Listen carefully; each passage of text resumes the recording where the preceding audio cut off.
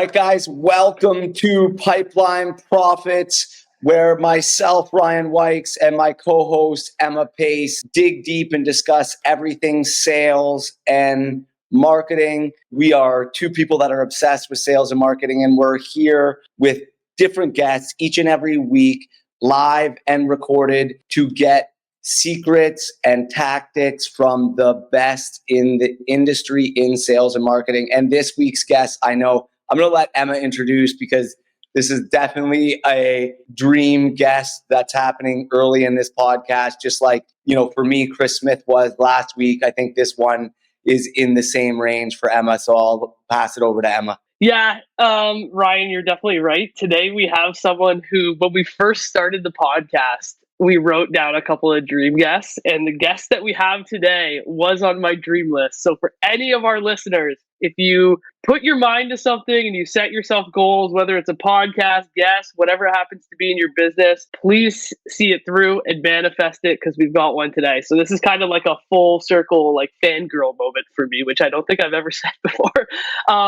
But our guest today is someone who I have studied for a very, very, very long time. I've spent my hard-earned dollars learning from this person, and this is someone that I truly have respected for, I think, 7 or 8 years now. I think when I first met or learned about this guest, it was probably about 2015 or 2016.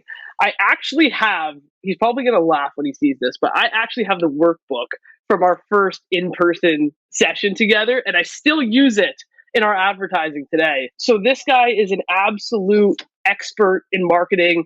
He can basically run circles around anybody when it comes to Facebook advertising and strategy. One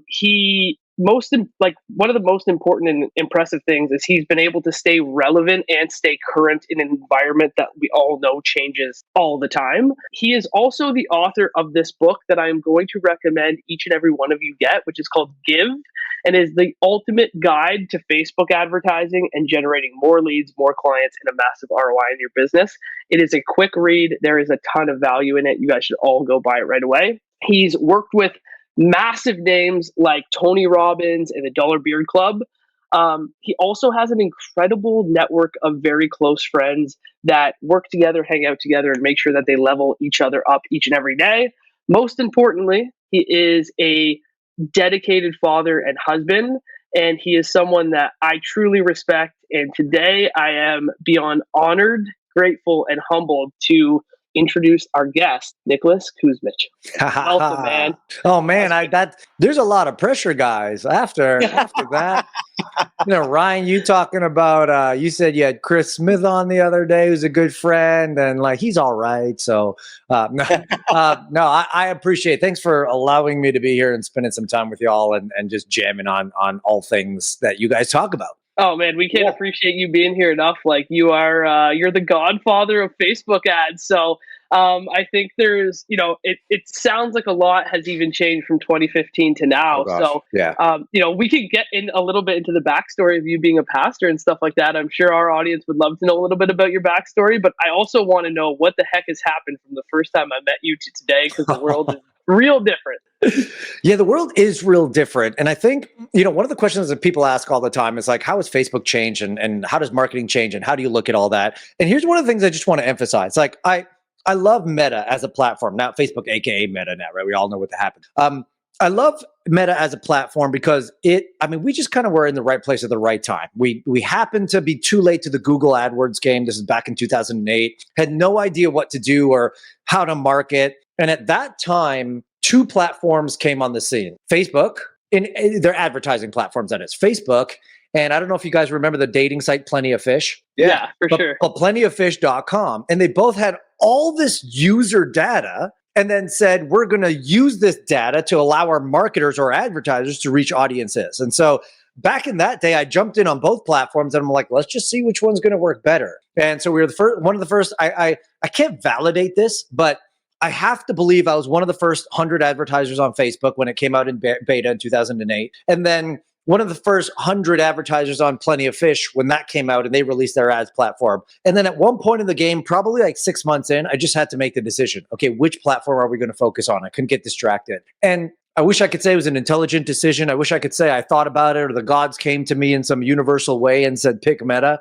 No, I just literally rolled the dice and said, okay, Facebook will be the one. Because like no one knew where Facebook was going to go at the and well, that's just it. Like everyone was still on MySpace and all this other stuff. So I call that now the $600 million decision because, a decade plus later here, we've generated over 600 million in sales collectively, through the platform and whatnot. And I'm just grateful that we picked the right platform. And on a side note, like we stayed with it. Facebook had a lot of ups and downs and turmoil, and people hated them and loved them, and people moved on to the next new thing. And I just made a commitment. Like I'm a loyalty is one of my core values, and when something serves me, I'm not looking for the next shiny object. I'm looking to go as deep as I can in that specific platform and see what we could do with it. So that's another thing I take a little bit of pride on, is that when everybody else from the very beginning has gone on and chased the new flavor of the month, we're still here banging away at Meta, and I don't think Meta is going anywhere, and we're going to continue to call this our space. And people say, well, do you do YouTube or TikTok or Snap back in the day or Pinterest? Like, no, this is our thing. This is what we do. This is what we focus on, and try to be the best in class. It's been a wild ride. I will say, if I ever go to the casino, I'm bringing you with me because you got a real, of the coin toss, wow. What an outcome to get. What a pick to choose. I wish I could say that worked in all areas of my life. Like I could go to the lottery ticket and roll the dice. But yeah, no, we got lucky, and the rest of they say is history, but it's been a fun ride for sure. So, taking into consideration, we're looking at about 15 years you've been on the platform. And things have changed drastically since even I started, which wasn't that long ago, right? And so, your book, Give, is amazing. I think it was written in such a great way because it's the fundamentals. It's the things that continue to work or have worked from 2008 to 2023. So most of our audience are real estate agents who have 1,000 things on their plate, right? It's of course. Prospecting, writing contract negotiations, et cetera, et cetera. Yeah. So what are a couple of maybe the core things that you would advise an agent to learn or study that are those kind of timeless techniques so that they aren't getting that shiny object syndrome? Yeah, I love that. And I think that's what has carried us through, because there's tactics and there's strategies. And I think tactics make sales, strategies build businesses. And so most people focus on what's the latest, greatest tactic. And the problem with that is that the tactics come and go. Some last 2 weeks, some last 10 weeks, some last, 3 months. But the core strategy, I think what allowed us to really understand this game better than anything else is when it comes to it at the end of the day, we're dealing with human, right? And the name of my company is H2H Media Group, and the reason for that it's because it's human to human. It's not B2C, it's not B2B, it's none of that. It's on one end of the side, it's a human being communicating to the other end of the side, which is another human being. And so more than anything, I think the greatest skill any business owner can have is understanding human psychology. It's what makes people tick? Why do people buy? What makes them buy now versus later? What are they thinking? What is the context of the situation they're in order for them to take a transactional purchase and that sort of thing? So more than anything, I think if an agent, a business owner, whoever it is, before they get caught up in the nitty gritty tactics of how do I run this kind of ad to that person and do this fancy targeting and all that fancy stuff, it's, do you understand what your prospect wants? Because I think someone, I forgot who said it, I can't give credit, but the ultimate belief is if you can articulate to your prospect their needs, wants, and desires better than they can themselves, you win the game. Because they're oh my gosh, this person understands me more than myself. I have to listen and figure out what the next steps are. So at the very core of it is how well, if we are in business, we just need to know our prospects. There's no excuse for that. If you don't understand your prospect on the deepest level, then you have no business doing the business that you're currently in. So when you can understand what makes them tick, when you can be that fly on the wall and anticipate conversations that they're having with their spouse before they buy their next home, or the conversations they're having before they list their home, and you could get in there and understand core principles, I think that's key number one. And then key number two, and I've been talking about this a lot, is that here's what I love. My good friend Todd Herman talks about the field of play. And he used to work with a lot of professional athletes. That he was a performance and a mindset, mental toughness coach. And he says, athletes have a disadvantage because when they come to their field of play, in order for them to be the top 1% of what they do, they have to be the best at following all the rules on their field of play. So if that means they're baseball players or soccer players, they got to know their position. They got to know how big the field is. They got to know that there's 2 nets. They got to know the rules to play when they're trying to make it win. And so if you want to be top 1% in that game, well, fine, you've got to be the best at understanding the rules within the context of that game. Entrepreneurs, here's the best part. There is no field of play. We determine the rule. So people say, well, Nick, how do you win all the time? And I don't win all the time, by the way, but there's a perception out there. Like, how do you win all the time? How do your ad campaigns win? How do you get such great results for your clients? Because I design my own field of play. I design what the rules are. I'm the judge, jury, and executioner. I play both sides of the team. I'm also the referee. I determine what the goalpost is. I determine how big the field of play is. And what that really means is I decide how I want to market, who I want to market to, who my clients are, what kind of results that we could deliver better than others. And so when you determine the field of play, and I'll just give you an example of people like, what the hell are you talking about? You know, in our agency, for example, we have an agency and a consultancy, but in our agency, for example, we only work with businesses that have proven offers, who are already spending 30 or 50 grand a month, looking to get past that, who are already in the information space. So we don't work with anyone in the e-commerce space, are people who only have a value, like the thing that they sell, of $5,000 or $10,000 or more. And so when you kind of like create your own field of play, you win. So I think that's true of real estate agents. I mean, you could be an agent that sells everything to everyone because someone told you that's what you had to do. Or you can be like, well, wait a second, I can create my own field of play. I'm really good at selling these types of homes to these types of buyers or sellers, to work with this type of person in this market, doing this type of thing, whatever it is. And I just want to encourage people listening, like, you get to determine the rules. And when you get to determine the rules, you can tee it up so that you win 90% of the time. So I think, again, between understanding your ideal prospect and determining how you choose your field to play, those are fundamental before you start thinking about how to write ad copy, how to target on Meta, and those little like nuance. How has your audience changed? Like, because if I'm in a position, like, let's say I'm a new agent, right? And someone's told me to do all those things, like, hey, just take whatever business you can get at this point in time because you have no existing experience. Sure. So there's like this level of like imposter syndrome that comes up when it's like, okay, you can choose your own destiny. I only want to work with people that sell or buy $4 million properties, but I've never done that. How has your target demographic changed, or how have you been able to get out of your own way from like an imposter syndrome perspective? Well, it's a great question because I think we all have imposter syndrome at some point because we're all trying to elevate and get to the next level. And until we get there, there's a little bit of imposter. It's like, well, I haven't been there before. But I think for me, and I can only speak for my own situation, you got to start with something, right? Start somewhere. And I think some of the most valuable feedback is not like who we love to work with, but it's like who we hate to work with. Oh my God, I'm going to pretend I'm an agent and I only sell $100,000 condos to people who are first-time home buyers. And maybe I'm doing that. And then I realize this really sucks. And I'm not saying it does, but I'm saying like, wow, this really this isn't fun. What could be the next thing? Oh, well, maybe bigger homes in certain neighborhoods. Cool. So you start playing the game a little bit, you start getting your feet wet and you start getting feedback. What do I like? What do I don't? What's easier to, what comes easier to me? What doesn't? Where does my network start to develop and where does it not? And that was the same thing for us. Like, we were all things for all people. Then all of a sudden we started working with coaches and experts. We were the first people to advertise and work with that group. And then everybody became a coach and expert. So everybody became a guru for coach and expert. So like, we'll move on to the next thing. We started doing high ticket stuff. So we started doing that for a while. And then, SaaS became a thing. And then e-commerce became a thing for a little bit. And now, at least on the agency side, we focus as a scaling agency in terms of, again, you've got to have everything dialed in, and we'll take you, like, our biggest client spends, I think, about $2 million a month on Facebook. We have one testimonial of one gal who came to us and said, I love this company. She's like, well, we spend $1,000 a day on Facebook and we can't get past that. That's where we're stuck. Now 6 months later, well, I guess it's been longer than that, but now sometime later, we're spending 32 grand a day for them on Facebook. So from 1 grand to 32 grand, but we just found our space because we started experimenting and see who we like to work with. On the consultancy side, we used to teach everybody everything they need to know about marketing. Now I'm the anti-funnel guy. I'm just like, everyone else is teaching funnels. Let me show you how to get high ticket sales appointments without funnels. But that came over time. So the whole imposter syndrome thing, I think it's real and it's valid.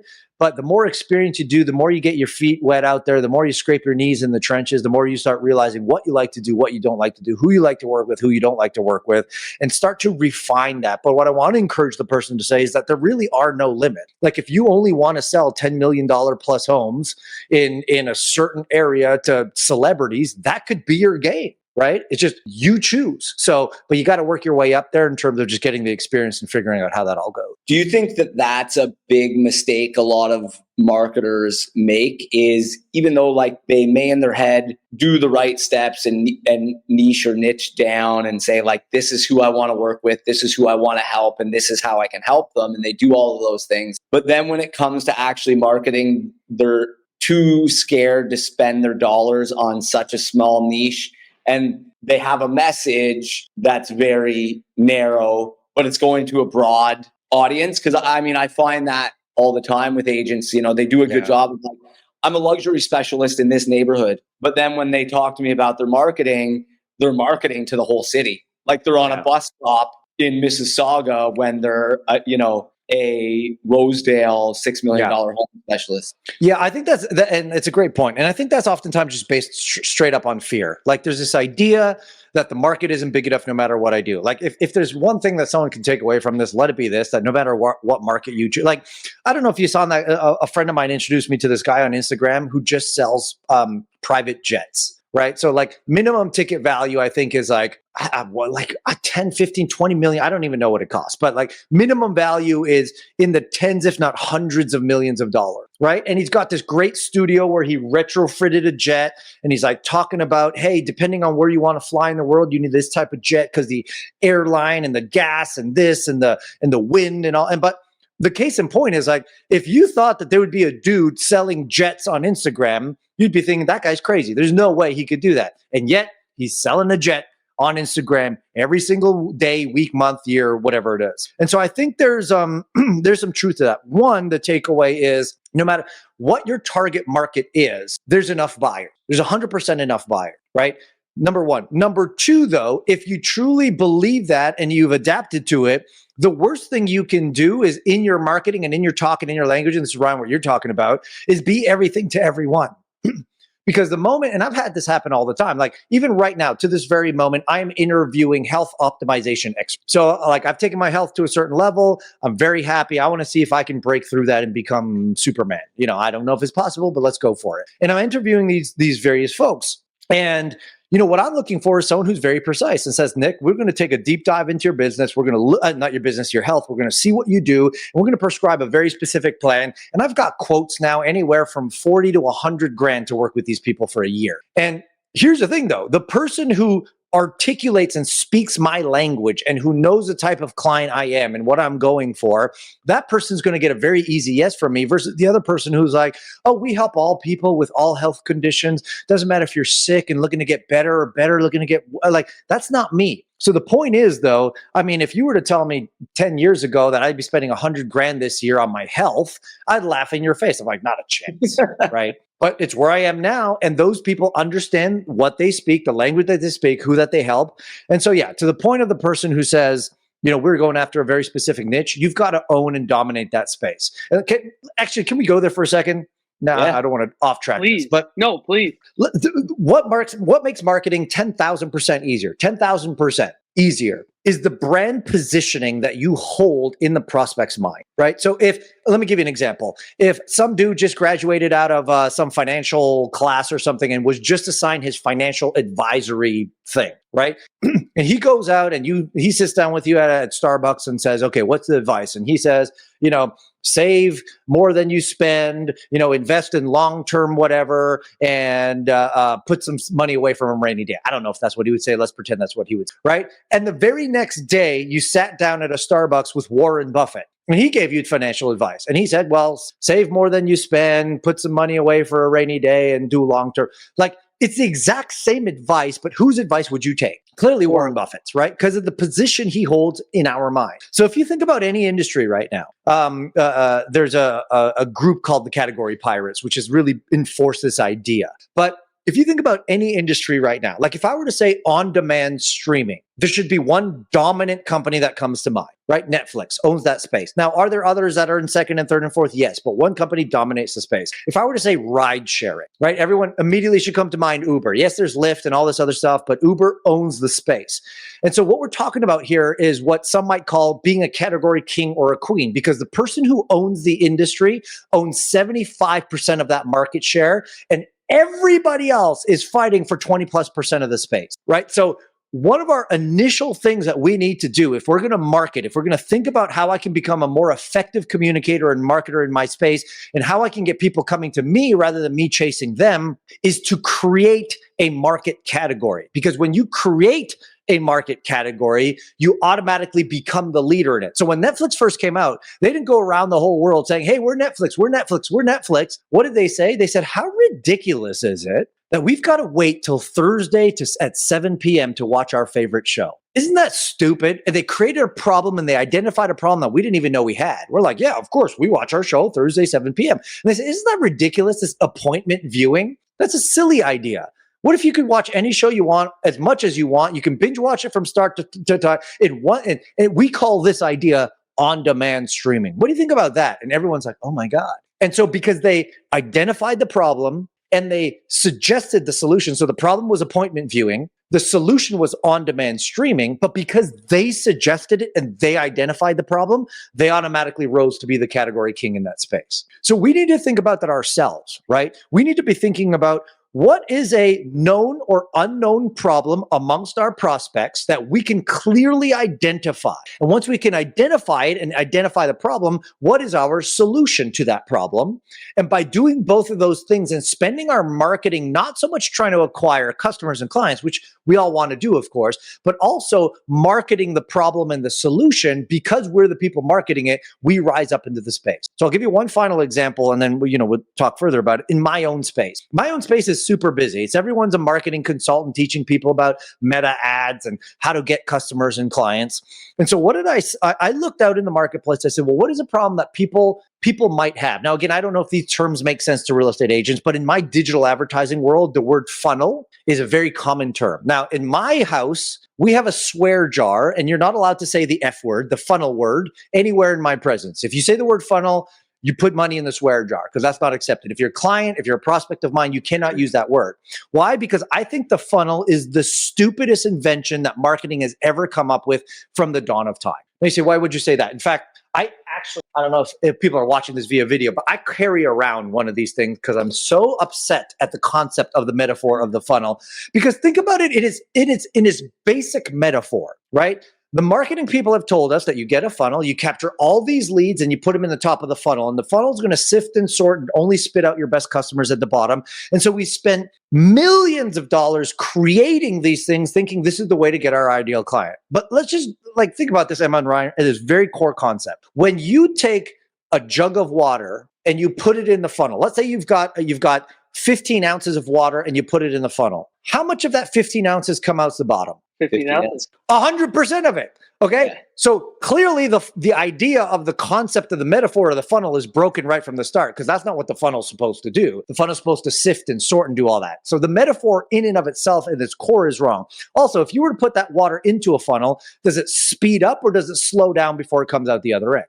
Slows down. It makes you get clients slower. Yeah. Yes. So the whole idea is okay, let's get clients slower. That's a great idea. So let's just create this thing that slows down the process of a prospect who wants to be a client of ours. And I started to identify how many millions of dollars are spent wasting time on webinars, on lead magnets, on all this stuff, because we are tailoring to what I call an information seeker. So in the real estate world, this would be the equivalent of putting 100% of your marketing dollars towards an individual who might buy a house 10 years from now. Now, is that bad marketing? No, but it's not the most effective marketing, because what if you marketed to the individual who wanted to sell their house 10 weeks ago and now are really desperate? And if you had that person, would you put them through a webinar before you had a conversation with them? Let's just think about how this works. So the whole point is, and the reason why I'm saying this is, again, I identified that there's a problem in the marketplace. Just like Netflix identified appointment viewing was silly, I identified funnels are actually one of the silliest things in marketing. And so I take an approach against that. I say, the solution aren't funnels. The solution is focusing on a different prospect, the prospect who's ready to buy right now. And fortunately, to do that, we use a process that I call Fast Track. Now, did you see what I just did there? Anybody who wants to skip the funnel thing is going to come to me for answers now, because we've identified a problem, we showed them the solution, and now how hard does my marketing have to be? Do I have to like strain to get sales? No, because if you opt into that reality, then you want to work with me. If you don't opt into that reality, by all means, waste your time, money, energy on funnels, right? I'm being half facetious there, but that's the point. Like when we can create a category similar to Netflix, similar to Uber, similar to Airbnb, it would be the agent. And here's one last example of this. Again, I know I said that before, but let's say it one more time. There was a real estate agent who was basically in all things to all people. I read this story, so it'll make sense to the people who are reading here. And a real estate agent that was all things to all people, they were doing okay, but having a hard time to make it work. And so they pivoted and they created a category, or they identified the problem that in any given market, now fortunately they work in California, so there's a big, luxury market there, but they identified a category of private high net worth individuals who are in compromising positions who needed to sell their house quickly. They identified this. But these people don't go to the public markets. They don't list their house on the regular channels because they're high profile people. They want to be hush hush about these transactions. Now, he's identified that there's this category of people who are basically selling luxury homes at a massive discount in order to exit that property as soon as possible because there was a divorce, there was a death in the family, there was something going on. So he started understanding that space and said, now his messaging is, I'm not a real estate agent for all people. Here's what I've done. I've identified and created a network only of high net worth individuals who have extremely high-end luxury homes who need to offload those homes in very short order. They'll never go to the public markets with that, but I know them. But as high net worth individuals, they just don't want to like give it away. There's some negotiation happens. And I'm the guy who understands their mentality better than anyone else. So if you're in the market to buy a high-end luxury home at pennies on the dollar, I'm your guy because I can broker those deals. He's created a category owned. Nobody comes close to him because rather than saying, I'm a real estate agent, he's identified a problem.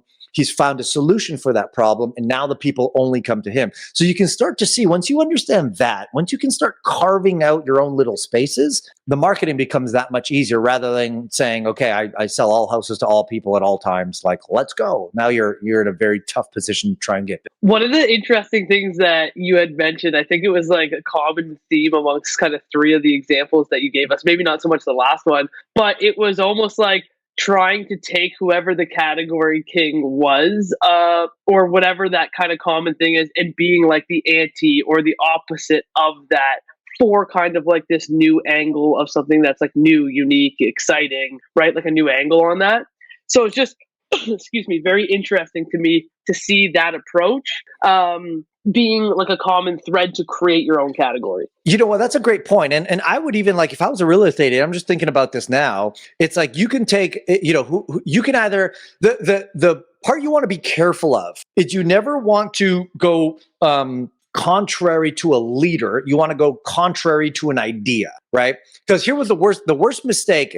I don't know if you guys remember this back in the day. There was the Pepsi taste test challenge. Yep. Where like Pepsi was trying to fight Coke, and so they'd put these things out in the public, and they'd cover them up and say, "Taste both. Which do you like better?" Well, here was the mistake. Pepsi was second place, Coke was first place, and Pepsi's like, "We're going to dethrone these guys." And every time, here's what they didn't understand. Every single time they ran a Pepsi taste test challenge, what were they doing? They were advertising for Coke because they mentioned the competitor every single time. It was free advertising for Coca-Cola. They're just sit back like, we're not going to spend any money on advertising. Pepsi's doing the job for us. So it's a great point that you brought up, Emma, but it's you got to be careful that Netflix, let's say, didn't go after like a certain television station, right? Uber didn't go directly after their competition. They just they identified a problem within it. So if you're thinking about it as a real estate agent, one of the things you could do is like, well, what is a common belief in real estate? And I don't know. But you come against the idea, the perpetual idea that people think is to be true. And then you say, well, why would you want to do that? Right. And then you start kind of carving out your own space. And again, there was a book I read years and years ago. I think his name was Frank McKinney, thing like that. He's a real estate guy. And he made his fortunes by saying, we only sell oceanfront, $10 million plus, 8,000 square foot bigger properties in California or whatever. And that's all he focused on. People thought he was crazy. How can you do that? But he found the space, he identified the problem, he dominated the space, and as a result, worked. So yes, Emma, to that point, I think there's an idea of coming against the most commonly believed idea in a space and then creating a solution to that. What do you think is the biggest reason? Because everything you're saying is common sense. Yeah, sure. What do you think the biggest reason is that people don't follow it? Like the advice you're giving makes sense, but it's like so many people don't do it and go in the opposite direction. And what do you think the biggest reason is for that? Yeah, I would have to say it's just straight up fear, right? There's a scarcity mentality to say like, I could be a big fish in a small pond or a small fish in a big pond. And the general belief for everybody is if I could just be a small fish in a big pond, I'll never run out of prospects. Yeah, but you'll also never run out of competition, right? The alternative is if you're the biggest fish in a small pond, yes, you have a smaller pool to base things off of, but you have zero competition. And that's the name of the game. I think that's the greatest takeaway is if you are in a place where you are competing, you've already lost. Because there's already a category king and queen out there who's taken up 74% of the market share anyway. So now you're competing for the remaining 20+% with everybody else, and you're competing and you've lost. It's a fast track to the downhill and that's where most people fail in marketing, is because when they're positioned to compete, what do? We lower our prices, we up the gimmicks, we do all this stuff, and there's only so much price lowering you can do. Oh, we'll take less commission than the other guy. How dare you? You should be charging more commission. The guy who sells the luxury broker deal that I told you as an example, he doesn't take less commission. He takes more commission, and people are glad to pay it because of how he's positioned himself. So you don't want to be in that battle where you take less commission, or we come up with these gimmicks sometimes of if we don't sell your house in 30 days, we'll buy it. Sure, it's a great risk mitigation. I'm not saying, but again, that's a drudge. It's oh man, I just got to compete against everybody else in my space rather than being the top dog or top cat in the space and just owning it that way, if that makes sense. Yeah, it's super interesting because one of the concepts that I've always used with my clients in real estate is the one of subtraction, not addition, right? So right. Let's focus on all of the things that we can subtract out of your search so that we are only focusing on the very few things that actually make sense. So you don't have to go and see a plethora of homes. We're only identifying the ones that work. And so it's the same thing is what you're saying in marketing, which is if you just made the objective of your marketing, let's figure out how we can remove the competition. Who is my competition here? Who's my competition here? And it's my objective was just remove that. Then I become the only person in that space, which makes it a heck of a lot easier, which is awesome.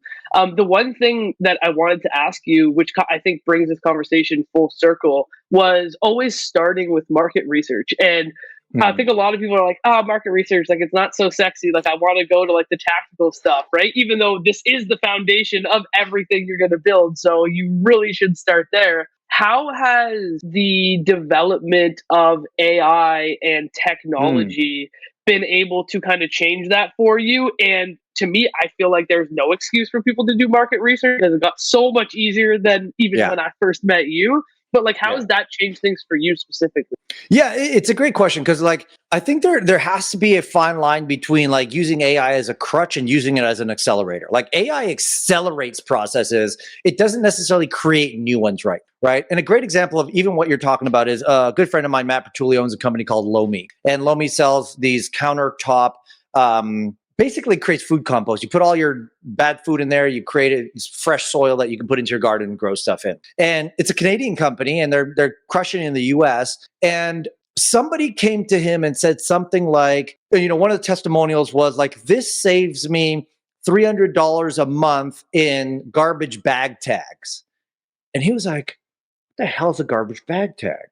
So he went to ChatGPT and Bard and he said, how many cities in the US So apparently this is what he found from BART. This is the market research we're talking about. He went to AI and he basically typed in, what is a bag tag and how many cities in the US require bag tags when you're throwing out your garbage? And he found out that there's like 120 cities or something like that. I might have had the number wrong, that you pay for your garbage disposal. So depending on how many bags you put out to the curb, you have to put a tag on it and you have to prepay for these tags. And if your tag is not on the garbage bag, the garbage people won't take that. Now, he didn't know that because we live in Canada. That's not true here. And then he realized there's 120. And so then he went back to AI and he said, okay, if we can eliminate food waste out of the average American's garbage, how much money would the average person spend? Because every county and every area has a different bag tag cost. But what will be the average cost savings of a certain family per year if they remove food waste from the thing? And then it spat out a number that says like, whatever, $548. So now in those specific cities, what do you think his marketing is all about? It's how to save $548 on your garbage disposal because now you're not putting food waste in the garbage, but he couldn't have done that with AI. So the point is, if had you had to find that information years ago, Jesus, you'd have to hire a research team and it'd take hours and hours and hours. You still need to know what you need to do. You still needed to work, but in a few sentences, you type that into AI and they do that research for you and they spit out an answer, $548 saved for the American average household who won't throw out food waste. Now you go to his website and they actually have a calculator that says, how much food waste would you save? And they fill out, I live in this city, in this state, and I throw out 3 bags of garbage once a week. And you hit bomb and it spits out a projection, all based on AI, spits out a projection of how much money you would save per year if you had the Lomi device on your countertop. And now it's actually making you money, not losing you money by having this device there. So a perfect example of if you just understand what to ask, there's AI bots out there willing to do all the heavy lifting for you and spit out the answers for you so you can be very clear on, again, your communications and marketing and making sure that, again, that ends up being an ROI positive exercise for you. What I love about what you just said there, and it directly relates to Emma and I, is AI has made a lot of work easier, but we're obsessed with sales, and really the best salespeople are the best at asking questions. And AI, the people who are going to thrive in AI are the same people who have thrived in sales because it's just going to make us better at asking questions, right? Yeah. And the better you get at asking questions, the more specific answers you're going to get, the more specific information you're going to get, and the more time you're going to save in getting the relevant information in a timely manner. So like I never even thought of it that way, but AI is just the people who are the best question askers are going to be able to thrive. And I mean, there's already companies out there that are like, hey, pay us to write your questions for you for AI, your prompts for AI. Because you're not good at asking questions. We're good at asking questions. And it's a whole new business because they realize there's a problem. Yeah, I appreciate you saying that because to that point, like people are like, oh, AI is going to replace us all. Well, no, AI is going to replace the dumb, lazy one, right?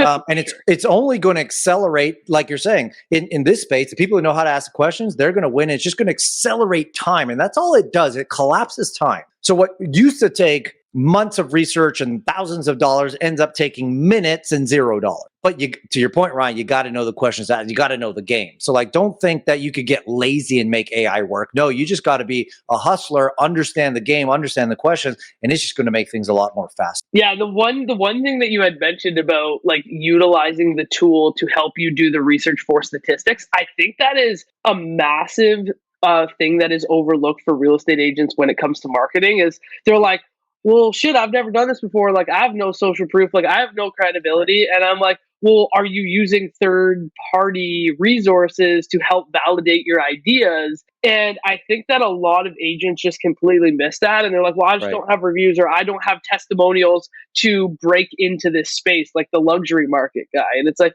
well, are you using tools to help you do additional research or collect data to be able to at least substantiate your points until you have your own internal credibility? Well, and that's a great point because like sometimes even the third-party data is a more substantiated point than if you were to use internal stuff anyways.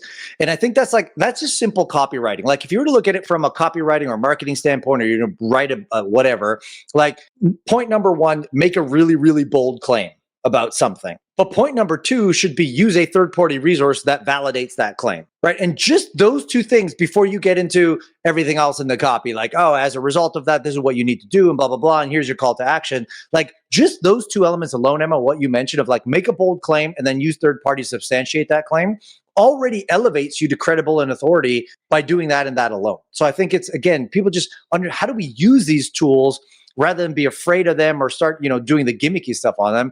It's all the stuff that we would do anyway. It comes back to human psychology, which is what we kind of started this whole conversation with in the very beginning. Is when you understand that people buy or people transact because there's social proof, there's endorsements, there's these things that help them make the decision so much easier. And we just stack those odds in our favor, and then the transactions become much, much easier. So you've obviously, anybody that's been listening for the last 40 plus minutes understands that you are a top level marketing mind. That's very clear and evident. Let's go back in your journey and tell, you described 2008, you decided to get into marketing and it was Plenty of Fish and it was Facebook. But what brought you to even get into marketing? Like, where did you come from to get to the point that in 2008, you're like, I'm going to get into marketing. I'm going to learn to be a marketer. Where did that start and how did that come so that you became this mind of that is the Nicholas Kusmich today? I appreciate it. Well, I mean, it happened by mistake, like first and foremost. So again, I wish I could say like I had this master plan from the moment I was born. I was like, this is what my life is going to look like. No, it came by mistake. I mean, ultimately, I was in a pretty desperate situation. I'm an only child. I witnessed my father have his first heart attack when I was 4 years old. I spent years and years, all of my adolescence and teenage years in hospital by my dad's side until he passed away. And then I had an immigrant mother who couldn't get a job because she couldn't speak English well. And when I was born, they had a convenience store. That was their business. And it was a 24-hour convenience store. So mom worked the 7 a.m. to 7 p.m. shift and dad worked the 7 p.m. to 7 a.m. shift. And half the time I was sleeping in the counter, when they were selling cigarettes and lotto tickets. Like I was in a situation where as an only child, I felt responsible, but then my dad got sick. He couldn't work anymore. They had to let go of the store. My mom couldn't get a job because she couldn't speak English very well. And so I was like 16, 17 years old. I'm like, oh shit, I got to take care of my family. And I didn't know what that meant. So I remember one of my first jobs was I went to a job. I responded to a newspaper ad that basically said, hey, make $15.86 an hour when minimum wage at the time was like $3.86. So I was like, oh, this is like 5 times that amount. Like, let's go. And I showed up to this room and there's a bunch of people there. Some dude gets to the front of the room and cuts a rope in half with a knife and says, you guys are selling these. And that was my foray into sales with Cutco knives. And so I started selling Cutco knives for God knows how long. And I got the nickname Mr. Ultimate because they had the homemaker set, which was like a $1,000 set. And then they had the ultimate set, which was a $2,200 set. And I sat there and I looked at the both and I said, well, if I'm going to sell a set, I might as well sell the expensive one because I get more commission if I sell the expensive one. So in my mind, I blocked out the fact that Cutco sold anything else except the ultimate set. And I just went out there in my brain and I said, you're either buying the ultimate or you're buying nothing. And so I just started selling ultimates when everybody else was selling homemaker sets. And I got the nickname Mr. Ultimate, but it introduced me to the world of sale. And then it kind of like elevated and realized, oh, I could be a branch manager at this thing. And by then I'm like 17, 18 years old or whatever. And I said, I can't do this anymore. There's got to be an easier way. So I went online and I'm like, how to make money online? Like, don't type that on the internet because it sent me down a rabbit hole of like multi-level marketing companies and stuffing envelopes and doing this. And so I got into all this like weird stuff that wouldn't make me any money. And I was distraught and worried. I'm like, I don't think I'm going to figure this out. And then finally I came across a guy by the name of Corey Rudel, who's in this day, if you were back there long enough, he was a godfather of internet marketing. He was the first person to sell anything on internet and teach people how to do this. So I bought his book and it basically said, write an ebook and sell it on the internet. So I was like, okay, I could do that. I can write an ebook. And again, there's no chat GPT. Like I have to write the damn ebook myself, but I wrote the ebook and I started selling it for like $27. And I recognized, I was like, well, where can I sell it? And that brought me to the situation of like, do I go to Google Ads and learn that? But it was too late. And Facebook and Plenty of Fish just started coming on the scene. So I was like, this seems like a viable way to sell it. So I started selling it on Facebook. And this was a wild, wild west. You could say anything you want on Facebook. And I was selling these things. And I think for every dollar I spent, I'd make $1.10. And I'm like, okay, that's good math. Like, why don't we spend $2 today and make, $2.10, $2.20 back? And I started doing this and it was going. And I think it was just a combination of like me having being exposed to sales with Cutco, then me being exposed to the internet to say, oh, it's so much better to sell on the internet than going in people's homes and cutting rope. And so I kind of married the two together, and I started to become a student of direct response marketing and a student of social media. And I think the biggest problem that most people had is how do you merge the two? Because you had social media people and you had direct response marketing people. And anytime these people tried to come on social media, it wouldn't work because they wouldn't understand the platform. And then you had social people who didn't understand how to sell. And they're like, why can't I sell anything?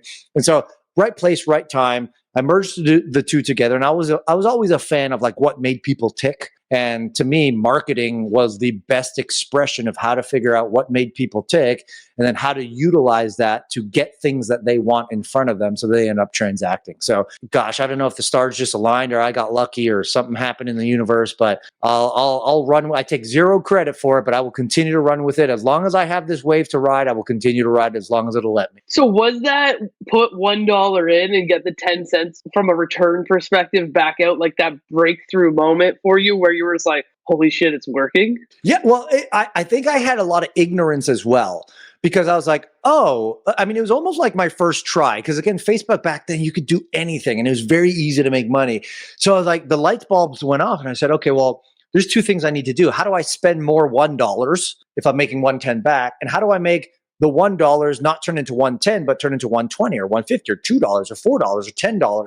And that just became a game for me. I was like, oh, okay, this is a game I want to win. And that's where I just deep dove and said, okay, my two objectives here is to figure out how to spend more $1 and how to make that $1 into higher amounts of money. And that's still the game I'm playing today. I'm still trying to figure out better ways to do that. But yeah, that breakthrough moment where you make that first dollar and you're like, okay, there's something here. You can make this work if you just commit to it.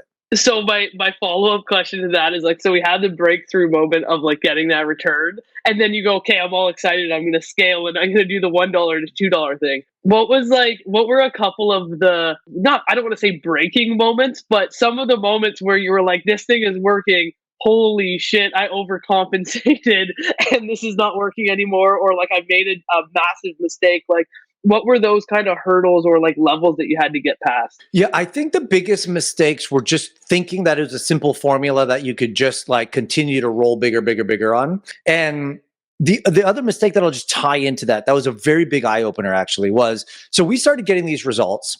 And then I was at an event and the person at the front of the room asked the question, how many people in this room are using Facebook ads to grow their business? And every hand went up, including mine. Well, most hands went up.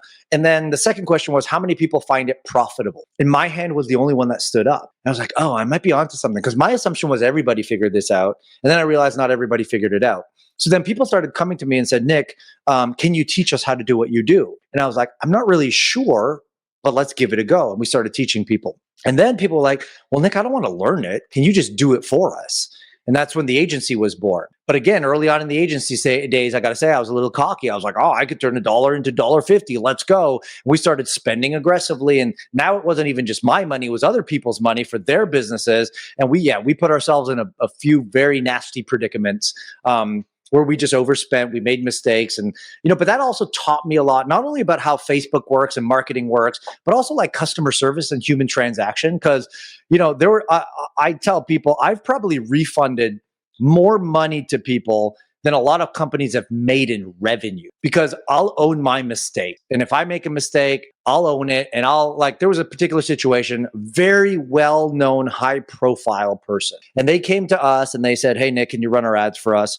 And I put them through our usual like vetting process and they didn't qualify. But my ego got in the way and said, but I want to put them on my testimonial. So I said, we'll figure it out. And we brought them on. Anyways, we spent like 80 grand and they generated like $0. And they were not happy and I was not happy. And we charged them a good amount to do it. So I think we charged them 25 grand to run the campaign. We spent 80 grand and made very little money. And so I had to own that. And I turned around and I cut him $100,000 check. And I said, I fucked up. And I own this.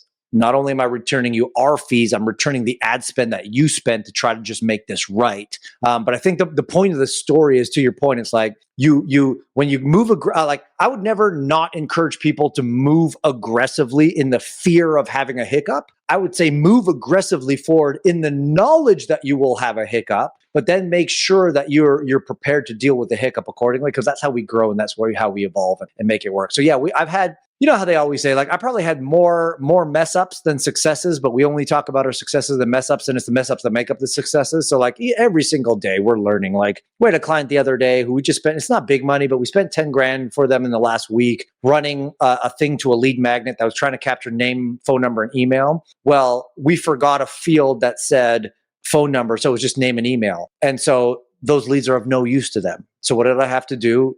Literally yesterday, I had to go back to them and said, A, I'm going to give you a free month of service, and 2, here's a $10,000 check that we just wasted for you. Right. So it's like, this happened yesterday. So like, it doesn't stop. But as long as you learn and you keep going with it, hopefully you get smarter along the way. But having done that, like, let's say for this high profile person or this person yesterday, like, regardless of who they were, Sure. how many times have you done that where it's then gone to pay you back even more? Because it's such a moment where someone would be so taken aback by, like, okay, this guy's a good guy. I'm actually, even though I didn't get the result I wanted, maybe I was still going to refer him to somebody else or whatever. So that's exactly what happened. Yeah.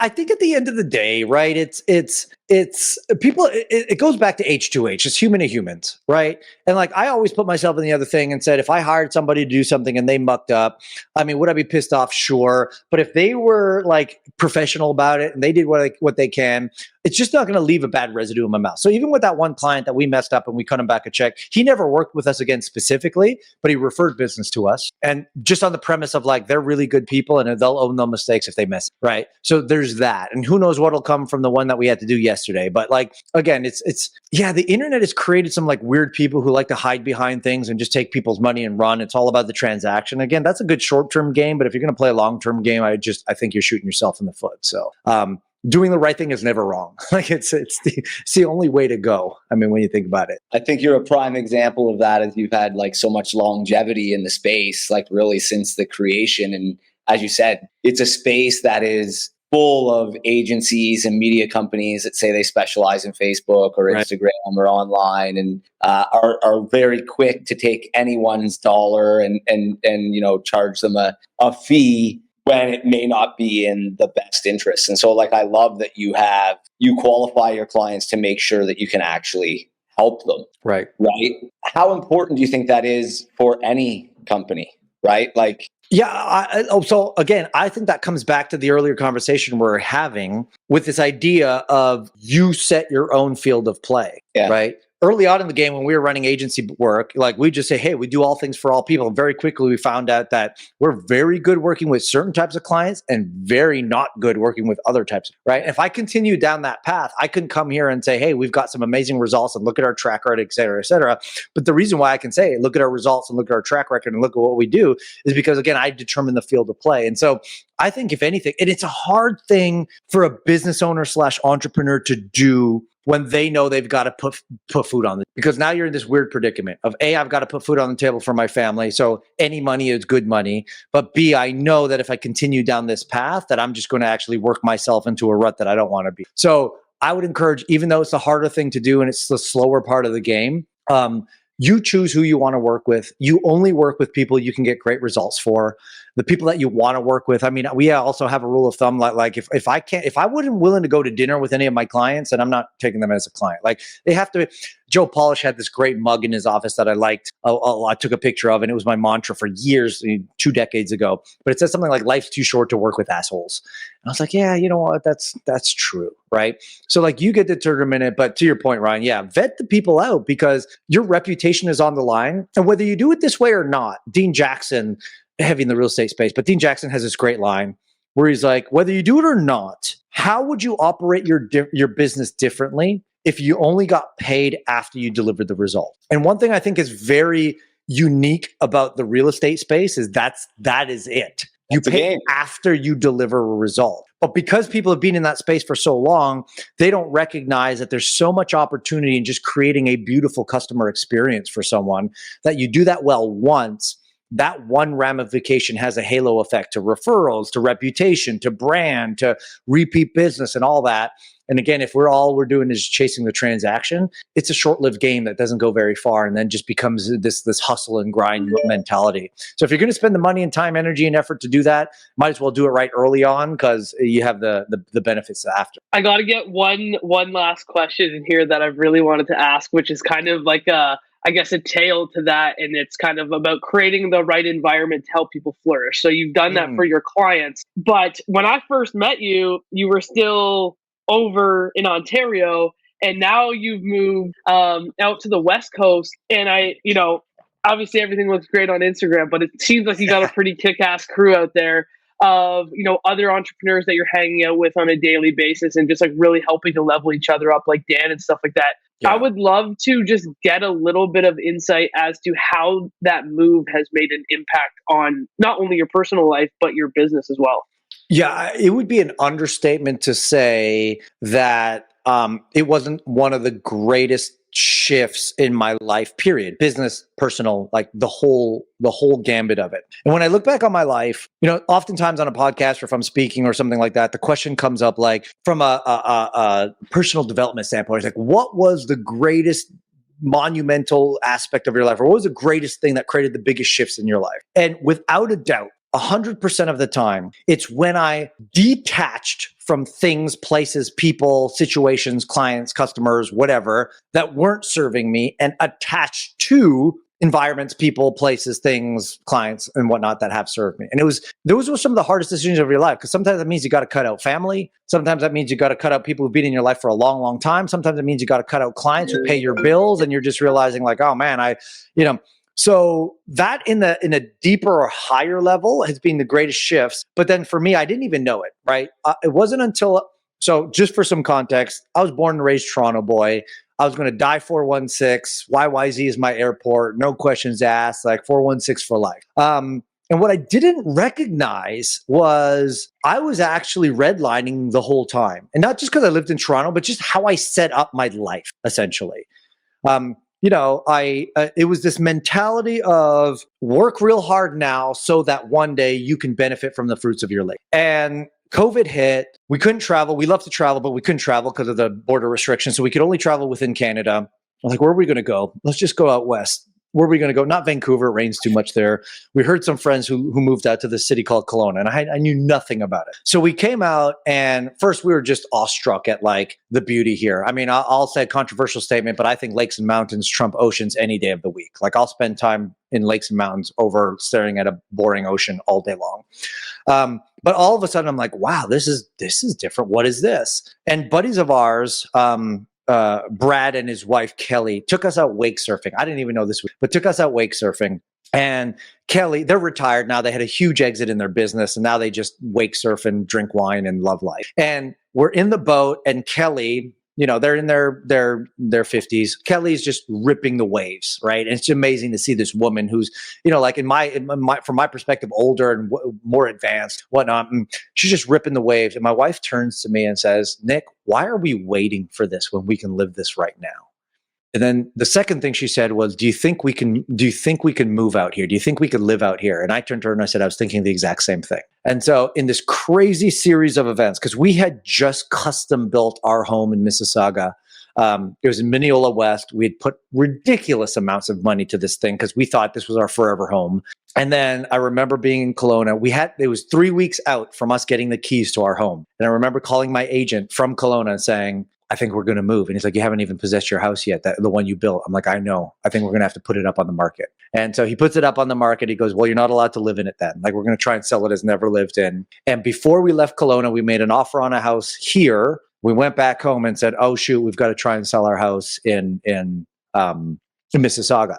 Well, in a crazy series of events, and this is just the silver lining on it, we didn't get what we asked for. We put a lot of extra in the house. We didn't get it all back, but we did sell it to Nick Nurse, the head coach of the Toronto Raptors at the time. So he bought our house, lived in it for a year and a half until he got fired, and then got moved to the 76ers, and then he resold the house after the fact. But I say all that to say, now I wake surf 2 times a week. I mountain bike 2 times a week. In the winters, we ski. I've never skied a day in my life. I hike almost every day. My kids are happy. I look out of my window right now and I'm surrounded by the lakes and the mountains.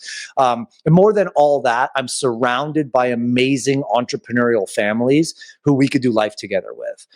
And so, we have an open door policy where like all my friends have the keys to my house. Dan, for example, is a great friend of mine. Him and his kids just come to the backyard and use our pool and leave, even if we're home or not home. Like, that's what we've developed out here.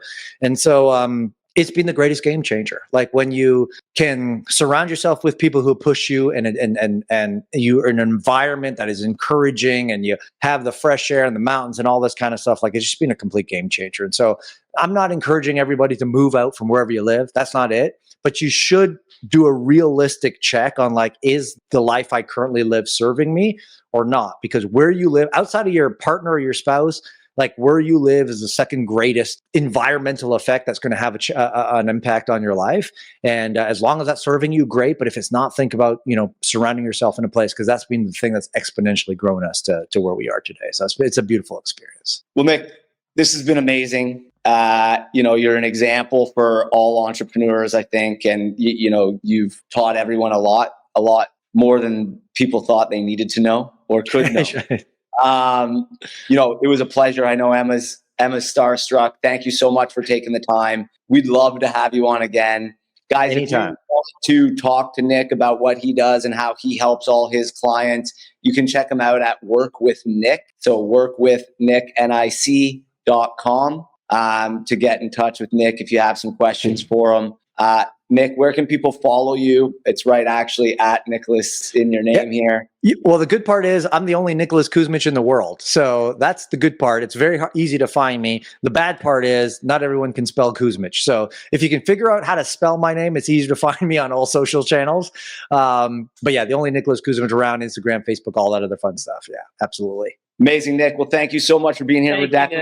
I feel like you have even more to unpack with us. I feel like we haven't even scratched. I know we haven't even really talked about marketing or ads just really yet. So we're gonna have to do a do-over, another one real soon. Yeah, we're gonna have to do a part 2 because I also want to, like, I'm just like you. I'm big into my health. I'm big into, I've moved away from Toronto as well. So I'd like to unpack more of that whole journey that you've been on at another time. So we'll definitely have you back on, maybe multiple times. You'll just become a pro. I would love to. Let's talk marketing. And like Ryan, I know we spent some time in San Diego back a few months ago, and like, a whole nother side of our life is, and we'll just drop it out here. But like, the personal inner game has been the most influential thing in my life, and really conquering my demons and working out who I am as a human being and how I show up in the world. And so, my wife and I facilitate psychedelic experiences to help people in their life in that way. So there's a whole